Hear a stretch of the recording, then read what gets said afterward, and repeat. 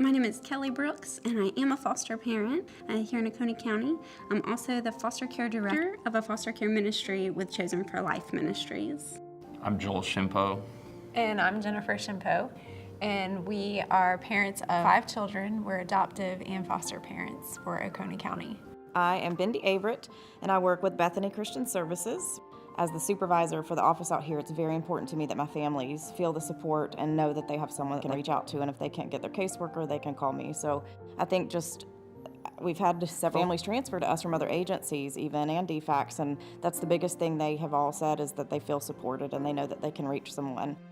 The challenge, the being able to give the unconditional love, to see a child that comes in so frail, so frightened, with all the baggage. After a period of time, seeing them drop their guards, bonding with you, bonding with your family, just being one big family. A lot of what we do is find 1 or 2 people from the church who have a heart for foster care, but who don't feel called to be the foster parent, and help work with them to become what we call an advocate. And then we train them to know how to help their church get more involved, to find ways that they can help their church get plugged in and get serving in foster care. I think fostering was something we were always interested in. It really started to hit home with us when we actually met a little boy who was in the foster care system several years ago, and that kind of put a face with what we had heard about and knew about, and that really prompted us to take the next step to say we should really do this. Being a foster parent is very rewarding.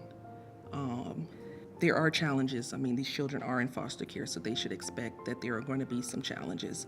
However, the reward outweighs the challenges, because at the end of the day, the alternative is to reject the child. The alternative is for a child to feel unwanted because it's difficult to place them. I can't imagine that there's a sadder feeling for a child than to know that the agency can't find them placement, but we've removed them from their family's home. I think there's a need for churches to provide extra support in foster care because there's so many kids in our community that are needing help and support, and not everybody's called to be the foster parent. But we believe as Christians that we're all called to do something to help people in need and to help kids that are in vulnerable places. So we want to help equip churches to know what their people can do. If they're not feeling called to foster, there's still other roles for them and other ways that they can get involved in serving. So in becoming a foster parent, we kind of first called in just to find out, like, how do we get involved in this? They took us through a training that we did, filled out paperwork, and eventually got approved to be foster parents. It's a pretty lengthy process. It's a good thing that it's lengthy because they want to make sure that the right people are fostered.